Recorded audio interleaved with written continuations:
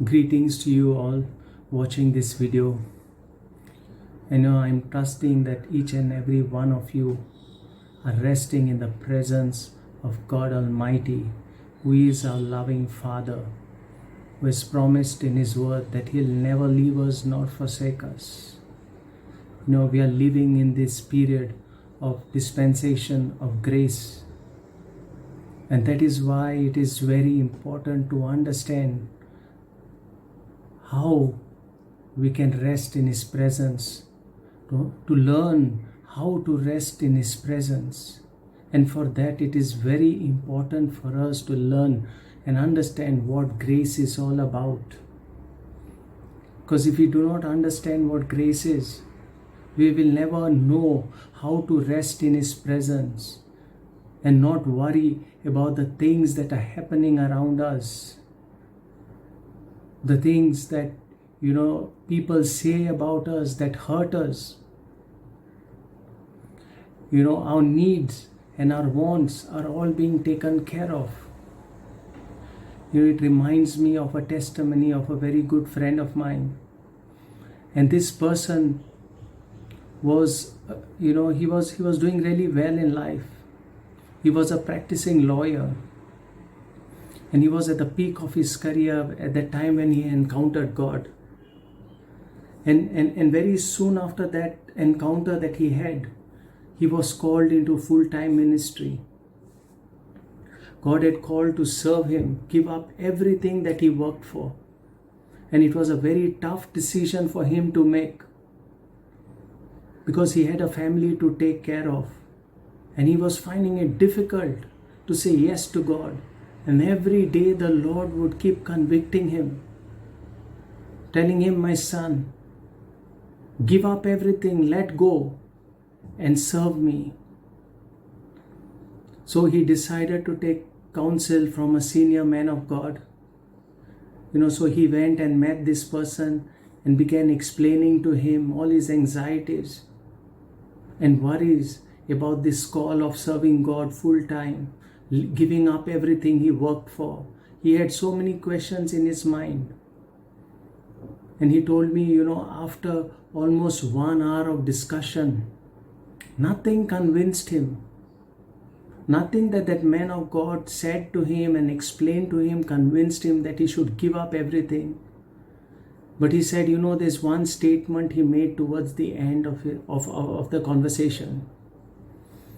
And he said, brother, the day that you give up everything that you worked for and you surrender your life at the feet of Jesus and you decide to serve Him, you will be like a baby in the womb of the Holy Spirit.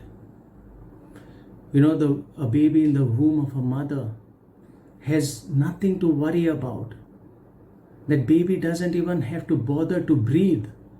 Oxygen is being supplied, nutrition is being supplied. And that is how it is when we decide to surrender our lives completely at the feet of Jesus.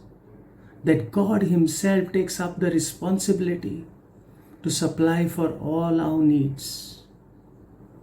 And that, my brothers and sisters, is resting in His presence. Believing and trusting God for our tomorrow. Believing and trusting God that He is fighting for us and we have nothing to worry about.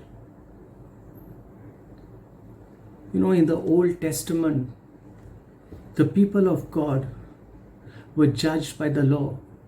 For example, the 10 Commandments. They had to obey the 10 Commandments. But in due course of time, in due course of time, as time went by, and at God's appointed time, He spoke through His prophet Jeremiah.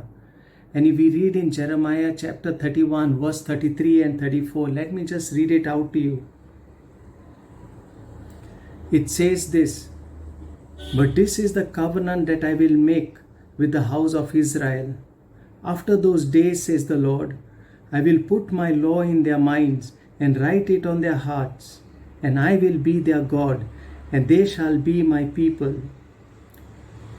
No more shall every man teach his neighbor, and every man his brother, saying, Know the Lord. For they all shall know me, from the least of them to the greatest of them, says the Lord. For I will forgive their iniquity, and their sin I will remember no more. What is God talking about? He is talking about the new covenant. They were living during the old covenant time. It was all about the law. And now the Lord is saying there's going to come a time where I'm going to introduce a new covenant, where the laws will be inscribed on the hearts and minds of the people, and nobody will have to explain to them who God is. And that's exactly what happens after Jesus died and rose from the dead. The new covenant came into force. And you know what happens with the new covenant coming into force? The benchmark changes. It's no longer the law now by which God judges his people, like how it was in the old covenant. It changes to grace. And if you go to Matthew chapter 5, right from verse 1 onwards, right up to verse 48, Jesus introduces the grace teaching. He gives us the blueprint of a grace-led life, the kind of life that we need to live by grace. The entire chapter of Matthew 5. We don't have much time, so you could pause this video and read the entire chapter, so you would have a better understanding of what I am, the message that I'm trying to pass across to you. And there's one thing you will notice as you read: the blueprint for a grace-led life. One of the main distinction between the old covenant and the new covenant benchmark is that you cannot live, it cannot be achieved in your own strength. It cannot be achieved. You cannot obey the grace teaching in your flesh. But in the old covenant, the laws, yes, you could achieve it and obey it in your flesh, in your own strength. It was possible to obey the laws in your own strength, in your flesh. But the grace teaching that Jesus talks about in Matthew chapter 5, it's not possible, not humanly possible to obey and live that kind of life. For example, he says in the Old Testament, if somebody, it was an eye for an eye and tooth for a tooth. You could return back evil for evil. And that could be achieved in the flesh, in your own strength. But in the New Testament, what does Jesus say? If anyone strikes you on one cheek, offer the other. That cannot be obeyed in the flesh, in your own strength. Let me read out to you something that will make this point very clear.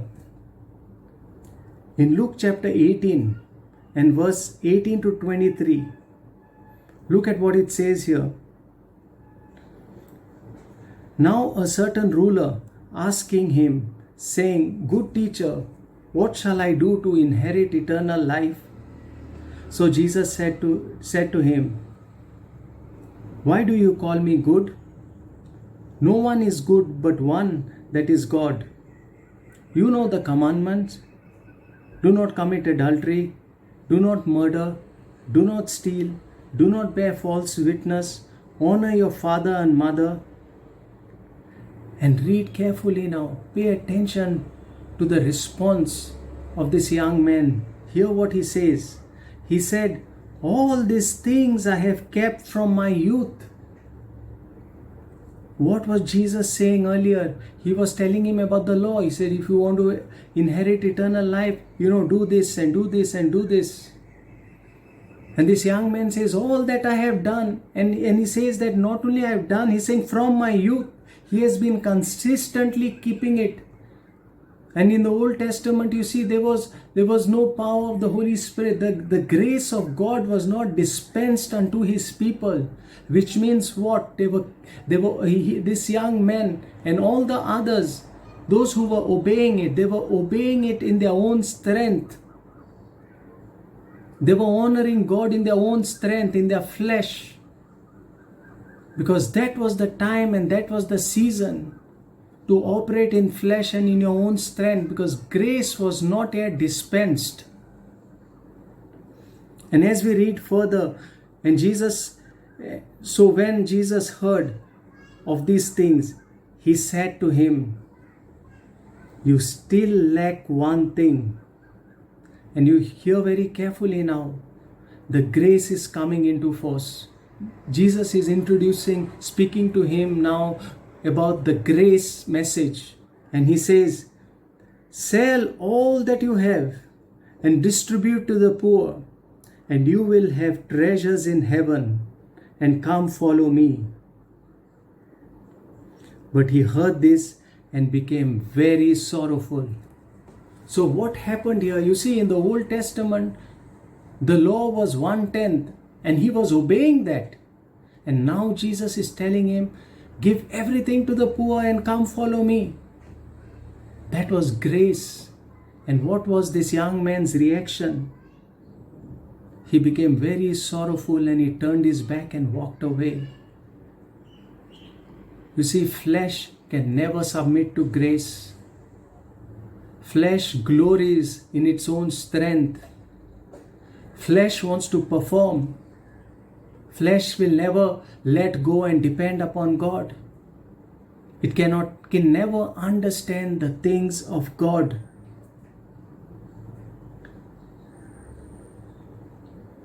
So what is God asking for us? He even goes on, to say, be perfect like your heavenly Father is perfect. How can we achieve that? The standard goes very high in grace.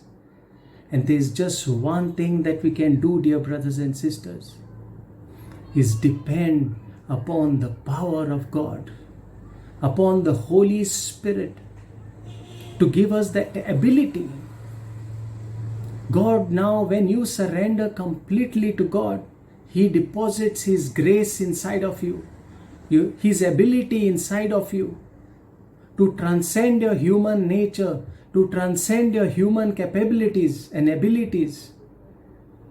And that is the only way we can follow the grace teaching of God. In Matthew chapter 5, that is the only way. There is no other way. And even we try on our own, we will continuously fail. And if there's anything we succeed in, God says it is like filthy rags in front of Him. All we need to do is surrender and depend upon the power of the Holy Spirit to work within us. Give Him that access to work within us so that we can be obedient unto the very end. And yes, my dear brothers and sisters, we will fail. Every day we will fail. The Bible very clearly says that he who says he has no sin, then the Word of God doesn't dwell in him. If the Word of God dwells in you and me, the Bible says, yes, you will fail. So do we have to be discouraged, or do we just give up? No, we don't. What is the answer to that? In Hebrews, the writer is telling the church, come to the throne of grace. Let me read that out to you. It's very important. It says, for we do not have a high priest who cannot sympathize with our weaknesses. Whom is He speaking to? He's speaking to those who have accepted Christ, and that is why He's saying weaknesses. Those who have not accepted Christ, they are not considered as people who have weaknesses. They have a fallen nature. We who have accepted Christ, we are being regenerated by the power of God. So once again, he who For we do not have a high priest who cannot sympathize with our weaknesses, but was in all points tempted as we are, yet without sin. Let us therefore come boldly to the throne of grace, that we may obtain mercy and find grace to help in time of need. You know, he's saying we have a high priest. Who is the high priest? The high priest is Jesus. Jesus who walked this earth in the flesh. And he says we have a high priest for we do not have a high priest who cannot sympathize with us. Why does he say that? Because when Jesus walked in the flesh, he very well knows and understands the struggle we have when you are living in a body. How the flesh will turn against you, that you'll do things that you do not want to do. And even though you want to do the good that God wants you to do, there are times you will fail, and God very well understands it. That's why he says we have a high priest who sympathizes with us. He knows how tough it is to live a life of grace in a human body. So what does he say? Come boldly before the throne of God, before the throne of grace. First, why? To seek mercy, he says. Mercy, because earlier he speaks about weakness. Cannot sympathize with our weaknesses, but in all points tempted as we are, yet without sin. Because he knows because of our weaknesses we will fall at times. So he says, come boldly before the throne of grace and seek mercy. Mercy for what? For all our failures, for the times we have failed God, for the wrong that we have done. Because of our weakness we have fallen into sin, and we do that every single day. We are renewed every day. We are not what we were yesterday. We renew every day. We become better every day, more into the image and likeness of our Lord and Master Jesus Christ. But during that journey, there are many failures we come across. And he says, do not worry. Come before the throne of God and seek mercy. Mercy is, he says, you accept the wrong that you have done. See, on the cross, Jesus provided for all our needs. Whether it be a physical need, financial need, our health, our spiritual need. Every sin Jesus took upon the cross already. He doesn't have to take it now. He already took it. And he made forgiveness available for you and me. And when we come to the throne of grace and seek mercy, we receive that forgiveness that Jesus has made available on the cross. By taking that sin that you and I have committed and the wrong that we have done and we continue to do, he has already taken it. And when we seek mercy and grace, and we come to him with repentance, with a repentant heart, the Bible says God will never reject a repentant heart. A contrite spirit, God will never ever reject. And that is what he means by saying, come to the throne of grace to seek mercy. Saying, Lord, I am sorry. I have gone wrong. I failed. I shouldn't have done this, but I ended up doing it. Forgive me. Receive his forgiveness. We can be assured of forgiveness when we are, before even approaching God, we can be assured of his forgiveness. We do not have to have a single doubt in our mind that, will God forgive me? Oh, I've committed so many, I've done this mistake so many times. Will he forgive me? No, he's already taken it upon the cross. So your forgiveness is assured. You don't have to have a single doubt about it. And then he says, grace. Why does he mention grace? First mercy, and then he says seek grace.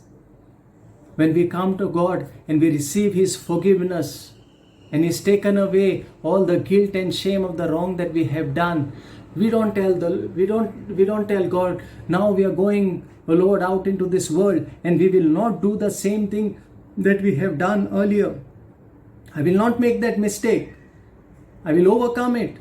When it comes to me, I will say no and I'll overcome it. Is that what we say? No, we don't say that. That is glorying in the flesh.